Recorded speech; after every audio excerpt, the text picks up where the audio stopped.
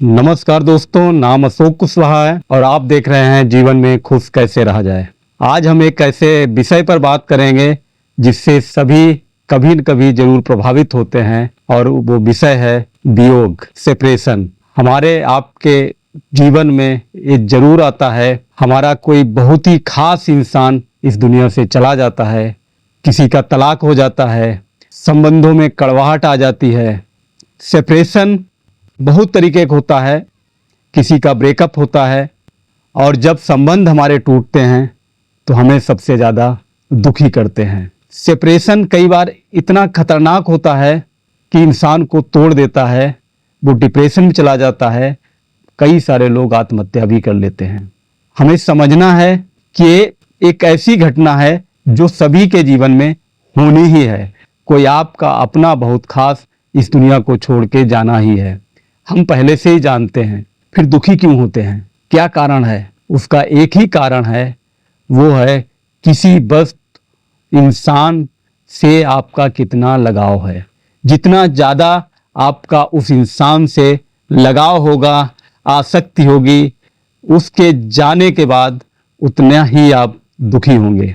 और एक चीज़ हमें और समझनी है, जब हम दुखी होते हैं तो हम आसपास के लोगों को भी दुखी करते हैं और जितना आप लंबा दुखी होंगे उतना ही जीवन को आप अपने नुकसान पहुंचा रहे होंगे। दुख धीरे धीरे कम होता है। जो आज है वो कल नहीं रहेगा, कल है वो परसों नहीं रहेगा, परसों है वो नरसों नहीं रहेगा। धीरे धीरे वो कम होता जाएगा, लेकिन आपने जो जीवन का नुकसान किया है उसकी भरपाई आप कभी नहीं कर पाइएगा। आप भी अगर इस दुख से गुजर रहे हैं और जीवन में कभी भी ऐसी परिस्थिति आए तो याद रखिएगा, इस दुनिया में जो भी आप देखते हैं वो सब अस्थाई है, कुछ भी स्थायी नहीं है। ना सुख है, ना दुख है, ना लाभ हानि, जीवन मरण, जो भी है वो उसको नष्ट होना है। इसलिए जो नष्ट होना है, क्यों दुखी होना है, क्यों अपने जीवन को नुकसान पहुंचाना है। लेकिन वही बात है कि आप किसी के प्रति कितना आसक्त होते हैं, दुख वहीं से होता है। कि एक शिविर लगा हुआ था विपश्यना का और उसमें एक प्रौढ़ महिला आई थी शिविर में और उसको बड़ा लाभ हुआ। वो दूसरी बार फिर आई शिविर में कि और ज़्यादा लाभ हो।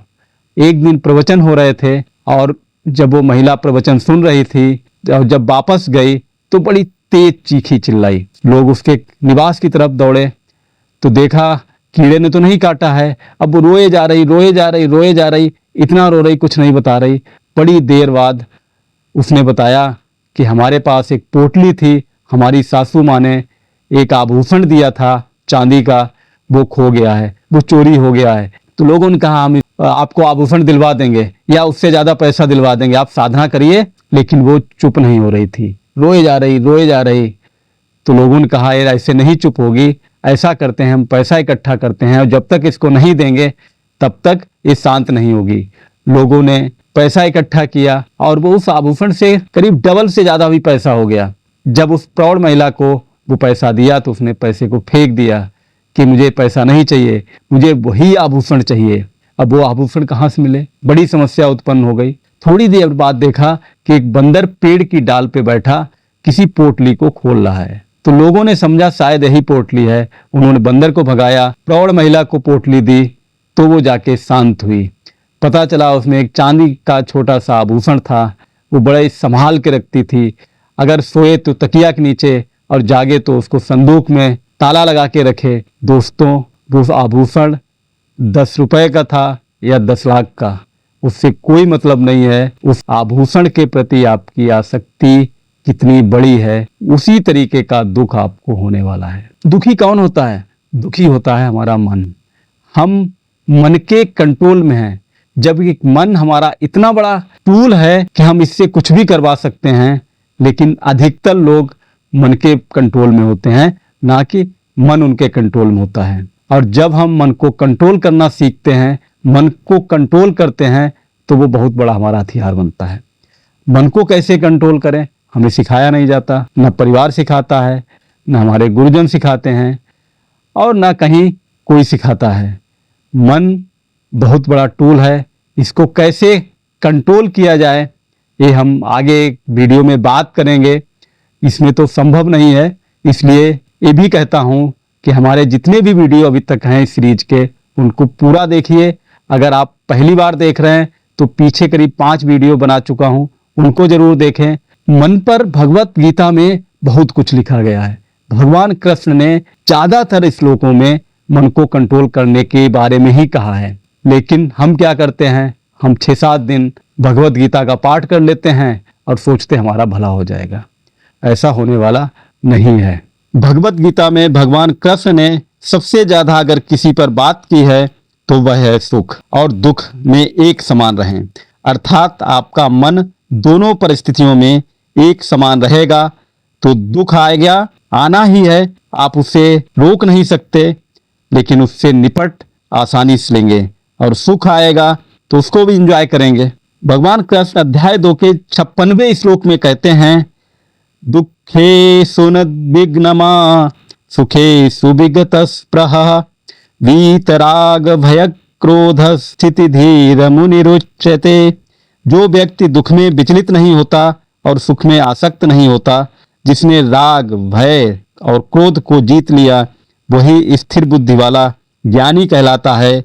वियोग में भी संतुलन बनाए रखना ही गीता का मार्ग है। अध्याय 6 के श्लोक नंबर 6 में फिर वो कहते हैं, बंधुरात्मात्मनस्तस्य एनात्मैवात्मना जितः अनात्मनस्तु शत्रुत्ते वर्तेतात्मैव शत्रुवत्। जिसने अपने मन को जीत लिया उसका मन उसका मित्र हो जाता है, जिसने मन को नहीं जीत पाया मन उसका शत्रु हो जाता है।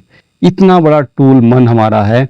अब शत्रु बनाना है या मित्र बनाना है वो आपके हाथ में है। अध्याय 2 के 14वें श्लोक में फिर कहते हैं, मात्रास्पर्शास्तु कौन्तेय शीतोष्ण सुख दुख दाह आगमा पाई नो नित्तां स्थितिक्षस्व भारत। वो कहते हैं सुख दुख सर्दी गर्मी आपके जीवन में आएंगे ही। सुख दुख सर्दी गर्मी सब अस्थाई हैं, कुछ भी स्थायी नहीं है। ये श्लोक बताता है कि वियोग भी अस्थाई है, और जब अस्थाई है तो उसके लिए क्या दुख करना, ये सिर्फ हमारे मन का एक भ्रम है। भगवान कृष्ण अध्याय 2 के 20वें श्लोक में कहते हैं, न जायते म्रियते वा कदाचिन नायं भूत्वा भविता वा न भूयः अजो नित्यः शाश्वतोऽयं पुराणो न हन्यते हन्यमाने शरीरे।